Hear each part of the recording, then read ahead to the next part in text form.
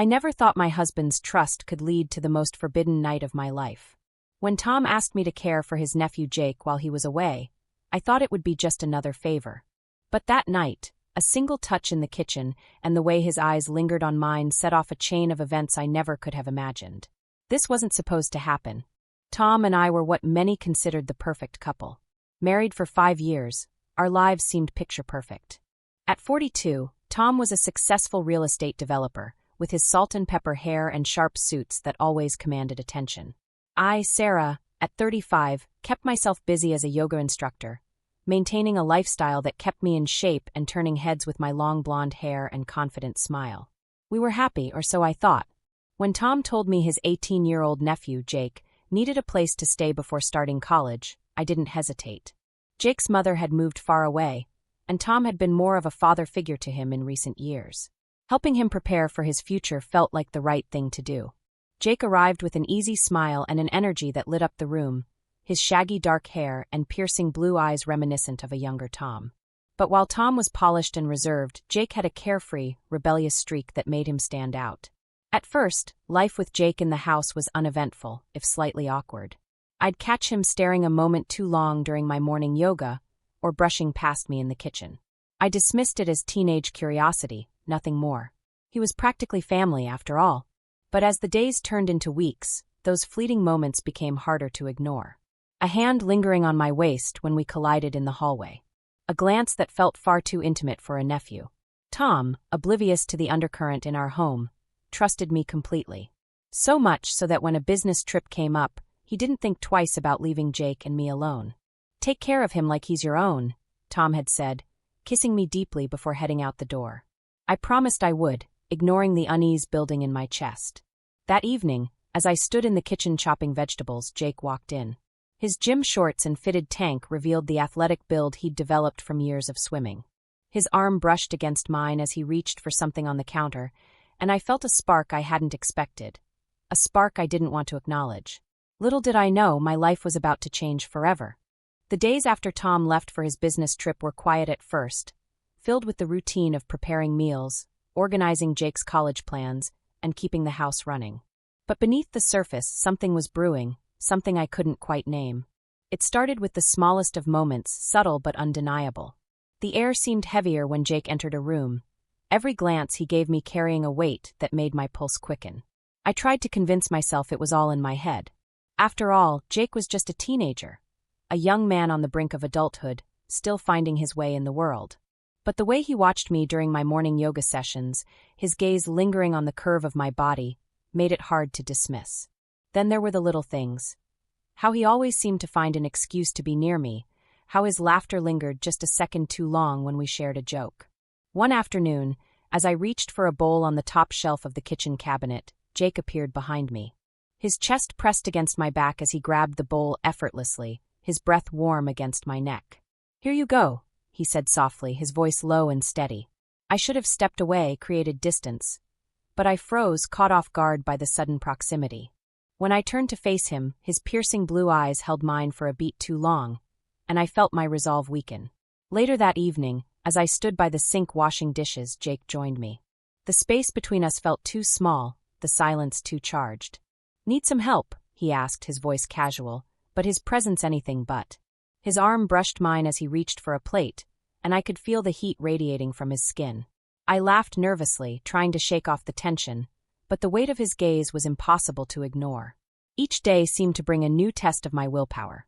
During a casual conversation in the living room, he leaned in too close, his hand grazing mine as he handed me a book. When we swam laps in the pool, the briefest brush of our legs underwater sent shivers up my spine. And when he stood in the doorway of my office, leaning against the frame with an easy smile, I found myself fighting the urge to stare at the way his shirt clung to his athletic frame.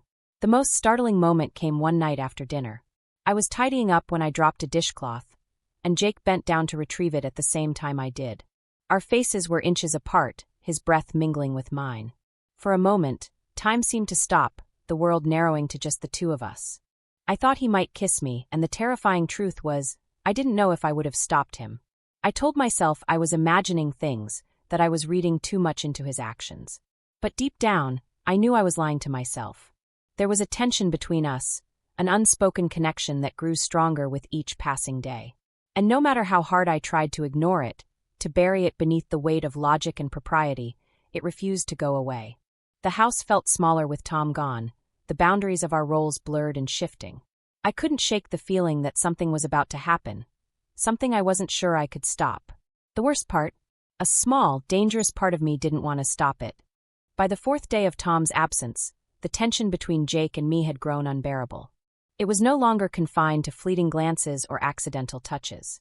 It had become a living, breathing thing, filling every room, every silence. I tried to maintain my composure, to remind myself of who I was and what I had to protect. But the walls of reason were crumbling, and I wasn't sure how much longer I could hold them up. It started innocently enough that morning. I was sitting on the back patio, sipping coffee and watching the sun rise, when Jake joined me. He wore a loose t-shirt and joggers, his hair still damp from a shower. "Mind if I sit?" he asked, his voice softer than usual. I nodded, keeping my eyes on the horizon, but the warmth of his presence beside me was impossible to ignore. For a while we sat in silence, the morning air heavy with unspoken words. Then he said, "I feel like I can talk to you about anything." His confession caught me off guard, and I turned to look at him.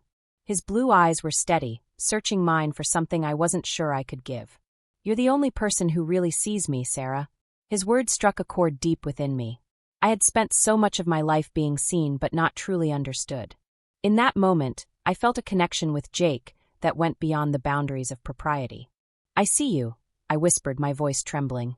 The intimacy of that moment lingered throughout the day. Every interaction felt charged, every touch deliberate. When Jake helped me prepare lunch, he stood too close, his hand brushing mine as he passed me a knife. When I corrected his cutting technique, guiding his hands with mine, his breath hitched, and I felt the tremor in his body. "Thanks," he murmured, his voice low and gravelly, sending shivers down my spine. That evening, we settled on the couch to watch a movie. I chose an old classic, hoping it would ease the tension, but the darkness of the room only seemed to amplify it. I sat at one end of the sofa, pulling a blanket over my lap, while Jake took the other. But as the film progressed, the space between us seemed to shrink. By the time the credits rolled, I found myself leaning against him, his arm draped casually around my shoulders. "I should head to bed," I said, my voice unsteady as I pulled away. But I didn't move. Neither did he. "Sarah," he murmured, his voice barely above a whisper. I turned to face him, and the look in his eyes made my heart stop. There was no mistaking it. This wasn't the gaze of a nephew looking at his aunt. This was desire, raw and unfiltered. "This is wrong," I whispered, but even as I said the words, I didn't move away. Jake leaned in, his face inches from mine, his breath warm against my lips. "Tell me to stop," he said, his voice thick with emotion. "If you tell me to stop, I will." I opened my mouth to speak, but no words came out. Instead, I closed the distance between us, my lips brushing against his in a kiss that was both hesitant and electric. It lasted only a moment before I pulled away, my heart pounding in my chest. "Jake, we can't," I began, but the look in his eyes silenced me. "We already have," he replied, his hand coming up to cup my cheek. "And you know it." The days that followed blurred into a haze of stolen moments and forbidden touches. We found excuses to be near each other, to brush hands, to share lingering glances. Every interaction felt like a game of temptation, and I was losing. One afternoon, as I reached for a book on the top shelf, Jake came up behind me, his chest pressing against my back.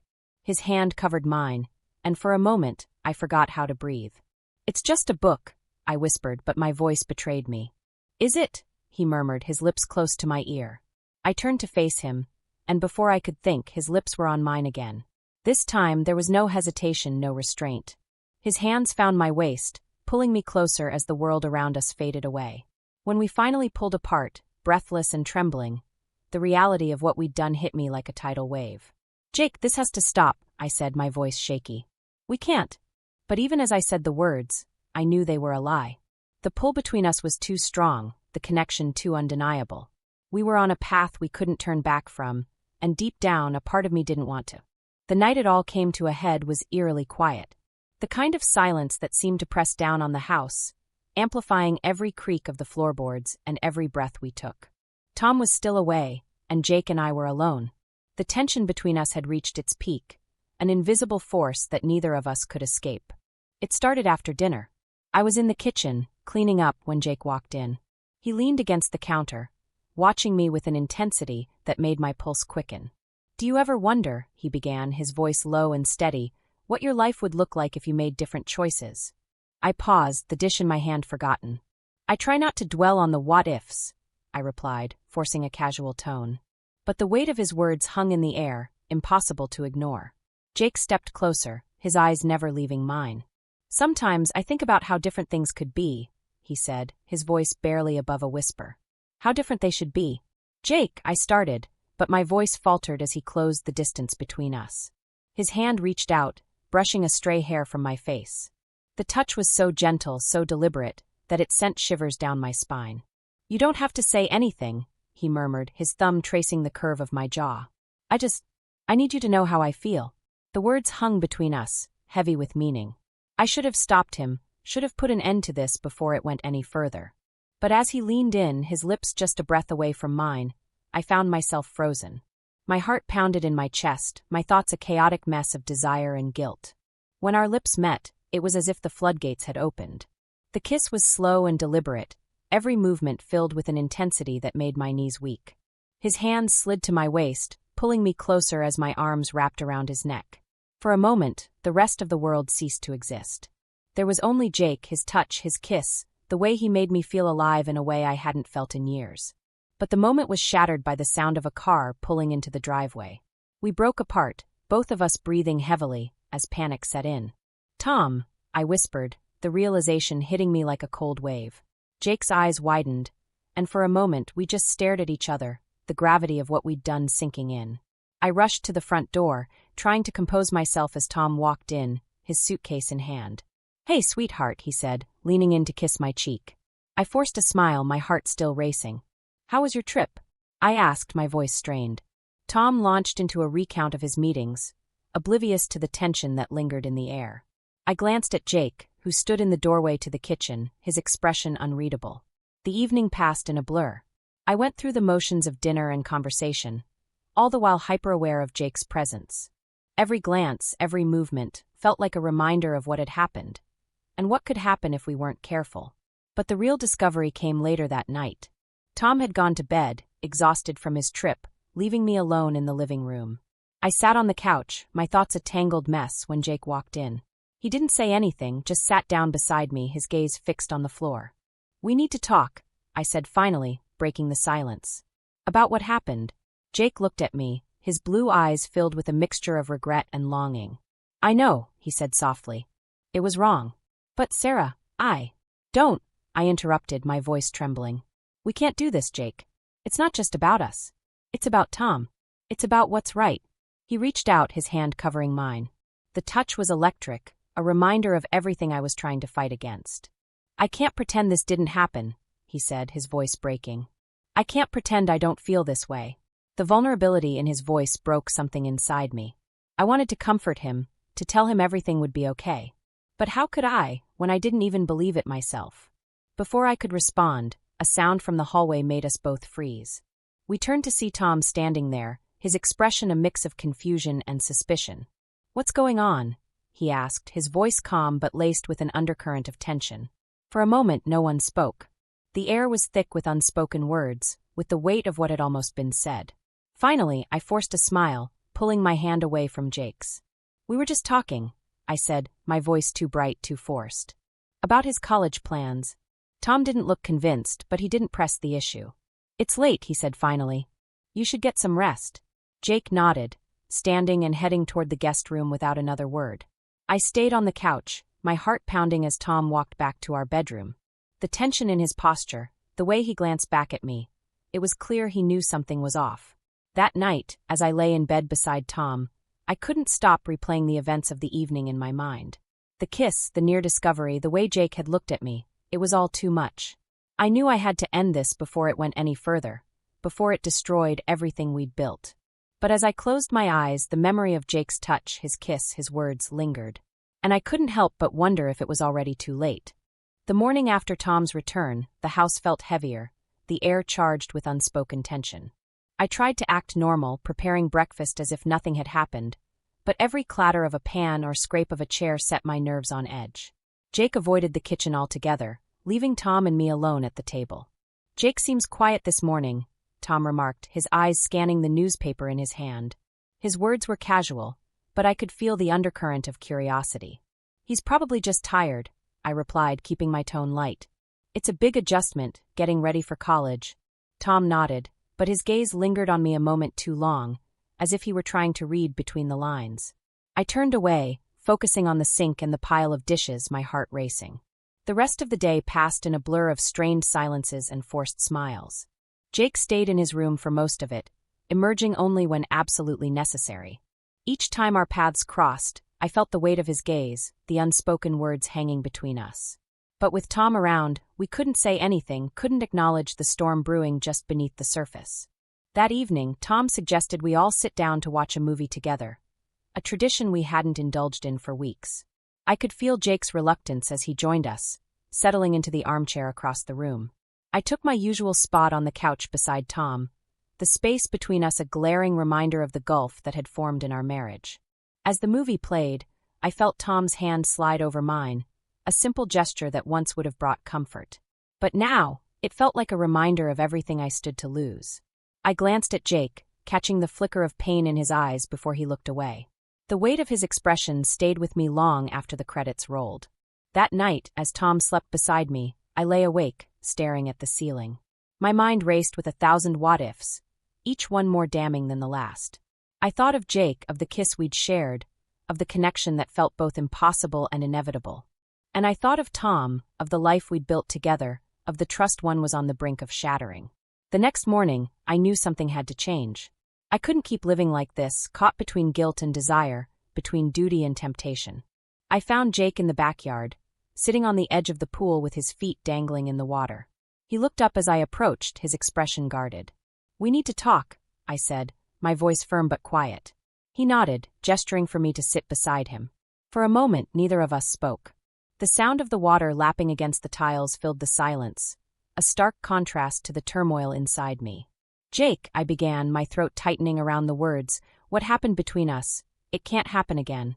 He turned to me, his blue eyes filled with a mixture of hurt and understanding. "I know," he said softly, "but that doesn't change how I feel." "It has to," I replied, my voice breaking. "This isn't just about us. This is about Tom, about everything we've built together." If he ever found out, I trailed off, unable to finish the thought. Jake's hand reached out, brushing against mine. The touch was gentle, almost imperceptible, but it sent a wave of emotion crashing over me. "I don't regret it," he said, his voice steady. "I can't regret something that felt so real." Tears blurred my vision as I pulled my hand away, standing abruptly. "We have to let this go," I said, my voice trembling. "Before it destroys everything." Jake nodded, his jaw tightening as he looked away. "I understand," he said quietly. But the pain in his voice was unmistakable. The rest of the day passed in a haze. I threw myself into household tasks, avoiding both Jake and Tom as much as possible. But no matter how hard I tried to distract myself, the weight of the decision I'd made lingered, a constant reminder of the line I couldn't afford to cross again. That evening, as I lay in bed beside Tom, I felt a sense of finality settle over me. I had made my choice, and now I had to live with it. But even as I closed my eyes, I couldn't shake the memory of Jake's touch, the way he'd looked at me, the way he'd made me feel alive in a way I hadn't felt in years. The following morning, Jake packed his things, preparing to leave for college. The goodbye was brief, almost mechanical. Tom clapped him on the back, offering words of encouragement and advice. I stood off to the side, watching as Jake loaded his bags into the car. When he turned to me, our eyes met for one last, lingering moment. "Take care of yourself," I said, my voice barely above a whisper. He nodded, his expression unreadable, before climbing into the car and driving away. As the car disappeared down the street, I felt a wave of emptiness wash over me. The house felt quieter, lonelier, a stark reminder of the choices I'd made and the consequences I now had to face. That night, as I lay in bed, the weight of everything came crashing down. The connection I'd felt with Jake, the betrayal of Tom's trust, the lines I had crossed, they all haunted me, a constant reminder of the cost of my actions. And yet, even in the depths of my guilt, I couldn't deny the truth. A part of me would always carry Jake with me, a memory I could never fully let go. The house felt empty in the days after Jake left. Tom went about his routine as if nothing had changed, but I felt the weight of everything pressing down on me, filling the silence with unspoken truths. The echoes of stolen moments, whispered confessions, and forbidden touches lingered in every corner, a constant reminder of the choices I had made. I threw myself into yoga classes and household tasks, desperate to regain some sense of normalcy. But no matter how hard I tried, I couldn't shake the memories of those fleeting weeks. Jake had left a mark on me, one I couldn't ignore, no matter how much I wanted to. As time passed, I began to reflect on what had happened, not just on the actions themselves, but on the reasons behind them. I realized that my connection with Jake wasn't just about desire or temptation. It was about something deeper, something I had been missing in my life for a long time. Tom and I had drifted apart, our marriage settling into a routine that left me feeling invisible, unappreciated. And in Jake, I had found someone who saw me, truly saw me, for who I was, not just as a wife or a caretaker, but as a person. That realization didn't absolve me of guilt, though. If anything, it deepened it. I had betrayed Tom's trust, not just in action but in emotion. And while I had ended things with Jake before they went too far, the damage was done. I had crossed lines that should never have been crossed, and there was no undoing that. One evening, as I sat alone in the garden, the weight of everything finally broke me. Tears streamed down my face as I whispered apologies to no one in particular. To Tom, to Jake, to myself. I had let my own unhappiness and loneliness lead me down a path I never should have taken, and now I had to live with the consequences. But in the midst of that sorrow, I found a glimmer of clarity. Jake had awakened something in me, a desire for connection, for passion, for being truly seen. And while what happened between us was wrong, it forced me to confront the cracks in my marriage, the parts of myself I had been neglecting. The next day, I made a choice. I sat down with Tom and opened up in a way I hadn't in years. I told him about my feelings of loneliness and disconnect, about how our lives had become so focused on routines and responsibilities that we had lost sight of each other. I didn't tell him about Jake, not the full truth, but I shared enough for him to understand that I was struggling, that our marriage needed more than just surface-level fixes. To my surprise, Tom listened. He didn't get defensive or dismissive. Instead, he reached for my hand and said, "I had no idea you felt this way. I want to fix this, Sarah. I want us to be happy again." That conversation was the first step toward healing, not just for our marriage, but for me as well. It wasn't easy, and it didn't happen overnight. But little by little, we started to rebuild what we had lost. We went on dates again, laughed together, shared our hopes and fears. And for the first time in a long time, I felt like we were truly partners, not just cohabitants. As for Jake, he became a memory, a bittersweet chapter in my life that I would always carry with me. I never saw him again, though I heard updates through Tom about his progress in college. I hoped he was happy, that he had found someone who could love him without the complications and boundaries that had defined our connection. In the end, the experience left me with a lesson I would never forget. No matter how tempting something seems, no matter how much it fills the void in the moment, it's never worth losing the people who truly love you. Jake had reminded me of what I was missing, but it was up to me to find it in the right way, to rebuild it with Tom, to rediscover it within myself. And as I looked at the life Tom and I were slowly rebuilding, I realized that love wasn't just about passion or perfection. It was about commitment, about choosing each other every day, even when things got hard. It was about finding beauty in the imperfections, about holding on to what truly mattered. If you were in Sarah's shoes, what would you have done? Could you have resisted the temptation or stayed true to your commitments? Let us know your thoughts in the comments below. Don't forget to like, share, and subscribe for more stories that push boundaries and explore the complexities of human relationships. Stay tuned. Our next story will leave you questioning everything you thought you knew about love and loyalty.